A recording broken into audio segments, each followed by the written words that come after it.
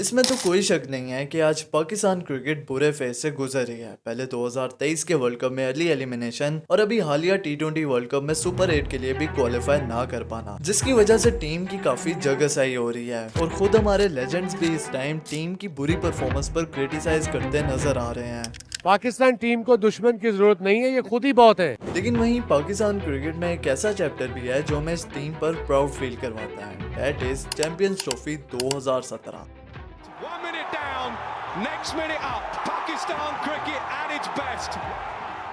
ये ट्रॉफी उस टाइम पाकिस्तान के हिस्से में आई थी जब पाकिस्तानी टीम लगभग आज जैसी सिचुएशन का ही शिकार थी, जब हमें एज अ फैन 2015 और 16 के ह्यूमिलेटिंग वर्ल्ड कप्स विटनेस करने पड़े और ओडीआई रैंकिंग्स में टीम 9वें नंबर पर जा चुकी थी। उस डार्क पीरियड में पाकिस्तान क्रिकेट का कोई फ्यूचर नजर नहीं आ रहा था। तो उस वक्त सरफराज अहमद टीम की कमांड संभालते हैं, जिसने टीम को आकर एक डायरेक्शन दिखाई और जिसका रिजल्ट फिर चैंपियंस ट्रॉफी 2017 की सूरत में मिला। और तब पाकिस्तानी टीम ने बताया कि हालात चाहे जैसे भी हो, but you can never under estimate this team.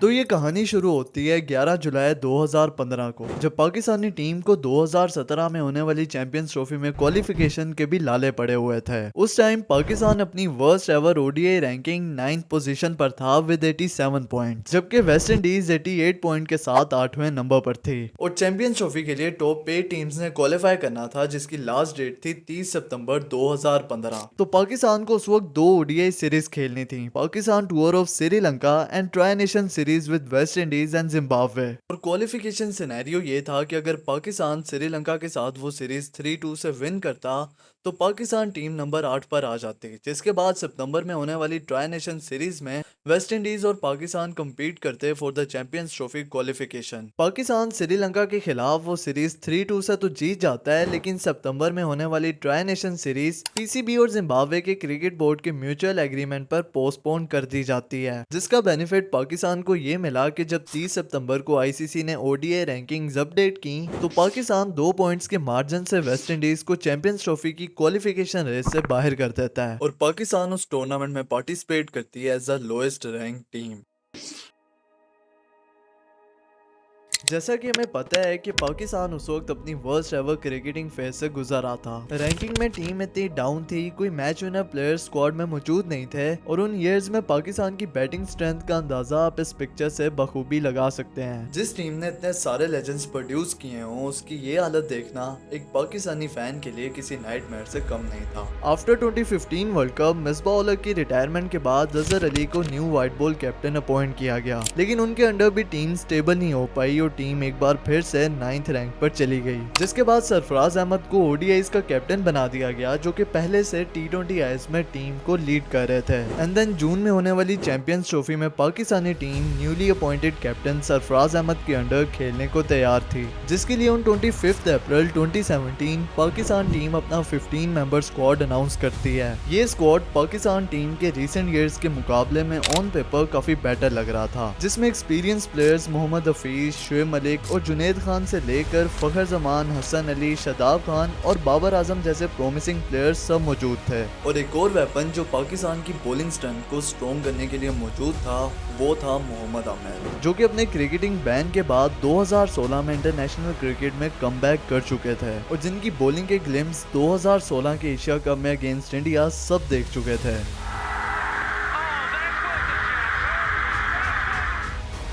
इन्हीं तवक्कुआत के साथ कि पाकिस्तान इस टूर्नामेंट में अंडरडॉग्स की तरह परफॉर्म करे, पाकिस्तानी टीम अपने पहले मैच की तैयारी करती है, जो कि 4 जून को खेला जाना था with their arc rivals India.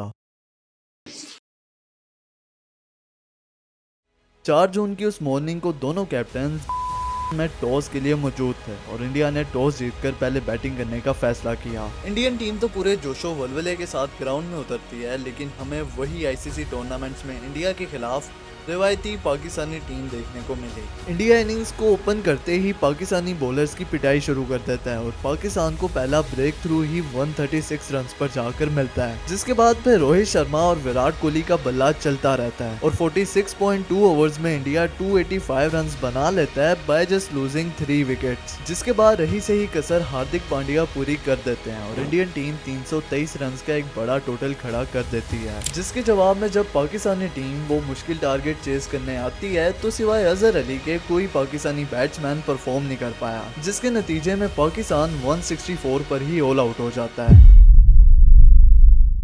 अगर टूर्नामेंट के स्टार्ट में ही इतनी बड़ी डिफीट मिल जाए तो बाकी के टूर्नामेंट के लिए टीम का कॉन्फिडेंस खत्म होकर रह जाता है। लेकिन दैट टाइम सरफराज अहमद की सूरत में एक लीडर खड़ा था जिसने उस टाइम टीम को मोटिवेट किया जब उसके पास खोने को कुछ नहीं था। I think we just told about after the India match, we just motivated the guys. Don't worry about the Indian match. Don't think this is gone. We have 2 matches. If we play good cricket, definitely we will win this tournament. Now we are in the final. इसके बाद जब अगला match Pakistan then number 1 ODI team South Africa के against खेलने आया तो ये team उस टीम से बिल्कुल डिफरेंट नजर आ रही थी जो कि अभी इंडिया से अपना पिछला मैच इतनी बुरी तरह से हारी थी। इस मैच में टीम की अप्रोच ही बिल्कुल बदल गई। पिछले मैच में जहां टैक्टिक्स डिफेंसिव नजर आ रहे थे वो अब अटैकिंग क्रिकेट में बदल चुके थे। उस मैच में साउथ अफ्रीका पहले बैटिंग करने का फैसला करती है, लेकिन ये फैसला साउथ अफ्रीका पर कितना भारी पड़ता है वो इनिंग्स के 8th ओवर में ही पता चल जाता है जब इमाद वसीम हाशिम आमला को LBW ट्रैप करते हैं, जिसके बाद साउथ अफ्रीका की बैटिंग पाकिस्तानी बॉलर्स के सामने टिक नहीं पाती और 118 रन के एवज साउथ अफ्रीका 6 विकेट्स गवा देता है और इनिंग्स के एंड पर पाकिस्तान को टारगेट मिलता है 220 रन का। और सेकेंड इनिंग्स में पाकिस्तान की पारी तक आसमान काफी क्लाउडी हो चुका था, यानी कि बारिश किसी वक्त भी हो सकती थी, जिसको ओवरकम करने के लिए पाकिस्तान को एक एग्रेसिव स्टार्ट की जरूरत थी ताकि इन केस अगर बारिश होती तो पाकिस्तान को DLS मेथड में एज मिल सकता। और ये एग्रेसिव स्टार्ट पाकिस्तान को मिलता है डेब्यूटेंट फखर जमान से जो कि 23 बॉल्स पर 31 रन की एक तेज इनिंग्स खेलते हैं। जिसके बाद जब 27 ओवर्स कंप्लीट हो चुके थे और पाकिस्तान का टोटल 119 फॉर 3 था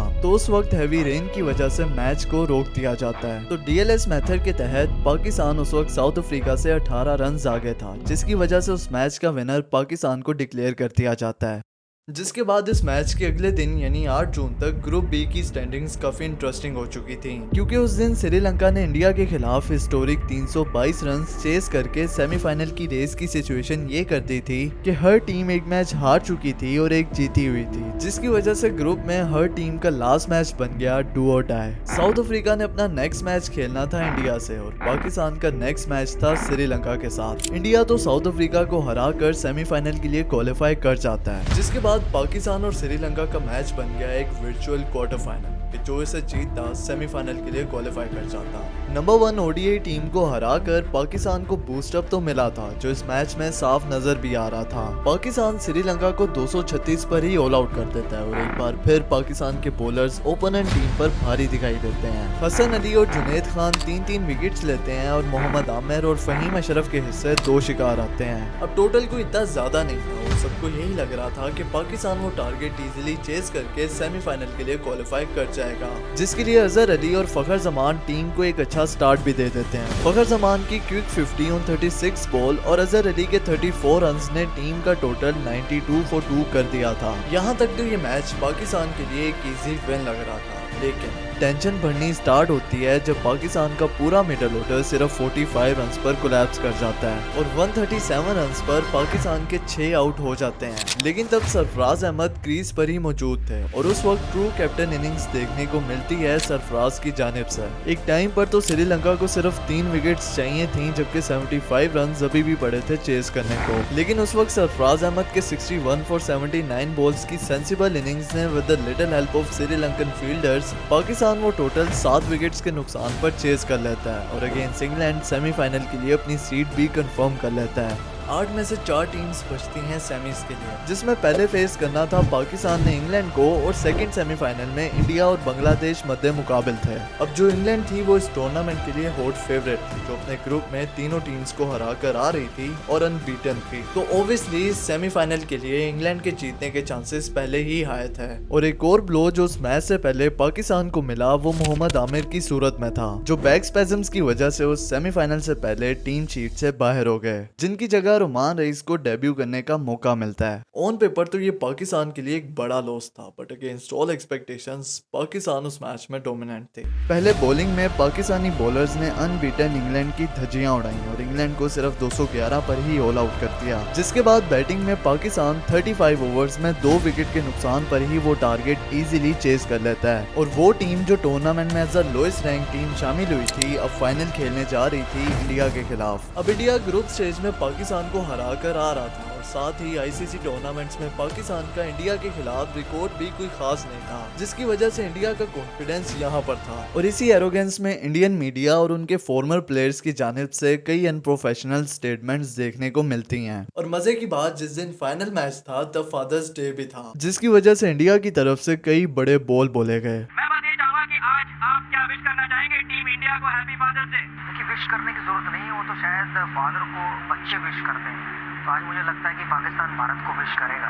और कराची का तो पता नहीं, लंदन को एक रात के लिए मुंबई जरूर बना देंगे। एक ऐसे स्पोर्ट्स में जिसे गेम ऑफ जेंटलमैन बोला जाता है, वहाँ अपने जाती बुगस की वजह से ऐसी बातें करना कहीं से भी प्रोफेशनलिज्म का पार्ट नहीं है। खैर, तो 18 जून 2017 का वो दिन आता है जब दोनों टीम्स एक बार फिर से एक दूसरे को फेस करने वाली थी और इस बार फाइनल मैच में सरफराज अहमद और विराट कोहली टॉस के लिए ग्राउंड में मौजूद थे और ग्रीन ब्लू शर्ट्स में ओवल पूरी तरह से पैक था। इंडिया टॉस जीतता है और पाकिस्तान को पहले खेलने की दावत देता है। इंडिया के लिए तो ये एक अच्छा डिसीजन था क्योंकि वो अपने कंफर्ट पोजीशन में चले गए थे। एज ए फेवरेट उन्हें टारगेट चेस करना था। वेल, इसी के साथ पाकिस्तान के ओपनर्स इनिंग्स को ओपन करने के लिए क्रीज पर आते हैं। इंडिया इस उम्मीद पर था कि अर्ली विकेट लेकर पाकिस्तान पर प्रेशर डाला जाए और थर्ड ओवर की फर्स्ट बॉल पर ही इंडिया को ब्रेक थ्रू मिला जब बुमराह की बॉल पर फखर जमान कोर्ट बिहाइंड आउट हो गए। फखर जमान वापस पवेलियन की जानिब जा रहे थे कि तभी अंपायर मरैस एरास्मस फखर जमान को वेट करने की कॉल देते हैं और जब जसप्रीत बुमराह का फ्रंट फुट चेक किया जाता है तो that was the no ball. यानी फखर जमान को एक और लाइफ मिल गई थी और यही इस मैच का टर्निंग पॉइंट बना जो कि मैच में इतना अर्ली आ गया था। इसके बाद फखर जमान जो उस मैच में बैटिंग करते हैं, अनफॉर्चुनेटली जिनका उस मैच में भरपूर साथ दिया अजहर अली ने, लेकिन अनफॉर्चुनेटली एक रॉन्ग कॉल की वजह से 128 रन पर जाकर वो रन आउट हो जाते हैं। लेकिन फखर जमान का बल्ला उस मैच में नहीं रुकता और फखर जमान एक शानदार सेंचुरी स्कोर करते हैं। उनके 106 गेंदों पर 114 रन, जिसके बाद फिर मिडिल ऑर्डर में मोहम्मद हफीज के फायर 57 रन की वजह से पाकिस्तान का score in the end of the innings 338 for 4 हो चुका था। अब 300 प्लस का टोटल देखकर ओडीआईज में बड़ी से बड़ी टीम एक बार अंडर प्रेशर हो जाती है। ये प्लस पॉइंट तो पाकिस्तान के पास आ चुका था, लेकिन एक और बूस्टअप जो पाकिस्तान को मिला था वो ये कि मोहम्मद आमिर अपनी इंजरी से रिकवर होकर इंडिया के अगेंस्ट सेलेक्ट कर लिए गए थे। वैसे तो उस फाइनल मैच से पहले आमिर ने उस टूर्नामेंट में कोई खास परफॉर्म नहीं किया था, सिर्फ 2 विकेट्स उनके हिस्से में आई थी, वो भी अगेंस्ट श्रीलंका। लेकिन इस फाइनल मैच में आमिर की जो एनर्जी थी वो अनमैचेबल थी। सेकेंड इनिंग्स की पहली बॉल ही जब आमिर रोहित शर्मा को डालते हैं तो that was the inside edge. इसी तरह सेकेंड बॉल भी रोहित बीट करते हैं, जिसके बाद थर्ड बॉल पर ही Sharma gone.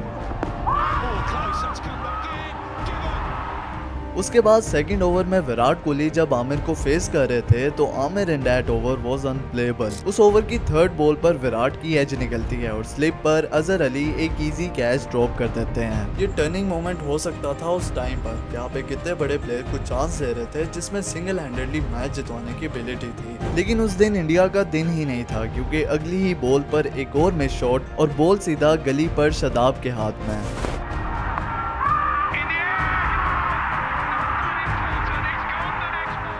Here you can feel the joy. India के 2 बड़े प्लेयर्स आउट हो चुके थे and Pakistani fans were on the moon. जिसके बाद फिर 9वें ओवर में शिखर धवन भी पवेलियन की राह देख रहे थे। इस ब्लो के बाद इंडियन टीम संभल नहीं पाती और उनकी कंटिन्यूसली विकेट्स गिरने लग जाती हैं और इंडिया के टॉप 3 प्लेयर्स आमिर के हाथों आउट हो चुके थे सिर्फ 33 के टोटल पर। मोहम्मद आमिर ने इंडिया के उस टॉप ऑर्डर को बिखेर के रख दिया था जिसकी बदौलत इंडिया अपने मैचेस जीतता आ रहा था। इंडिया 72 रन पर 6 विकेट्स गवा चुका था। 7 इंडियन प्लेयर्स डबल फिगर भी क्रॉस नहीं कर पाए। जिसके बाद हार्दिक पांड्या ने स्कोर लाइन को थोड़ा बेहतर किया, वरना 100 होता भी नजर नहीं आ रहा था। उस टाइम पाकिस्तानी फैंस और इवन प्लेयर्स में एक्साइटमेंट इस कदर दिख रही थी कि के फाइनल विकेट के स्लिप के कैच के लिए सरफराज अहमद उसे खुद पकड़ने की कॉल देते हैं और उस विनिंग कैच के बाद सरफराज का भागते हुए शोएब मलिक को हक देना, वो मेमोरीज आज भी उसी तरह ताज़ा हैं।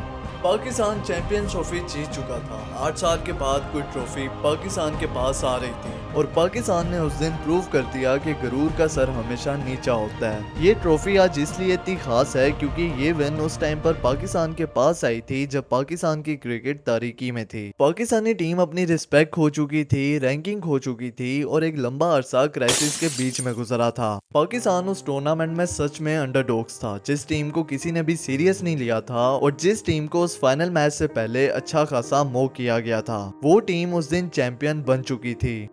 Man of the match award मिला फाइनल के हीरो फखर जमान को और ट्रॉफी कैप्टन सरफराज अहमद को हैंडल करती जाती है। जिसके 2 दिन बाद जब पाकिस्तानी टीम कराची के एयरपोर्ट पर लैंड करती है तो हजारों की तादाद में अवाम टीम का वेलकम करने के लिए मौजूद थी। लोग रोड्स पर आकर इस जीत को सेलिब्रेट कर रहे थे और उस टाइम फैंस की एक बड़ी तादाद ने सरफराज अहमद के घर के बाहर उस ट्रॉफी की जीत को सेलिब्रेट किया।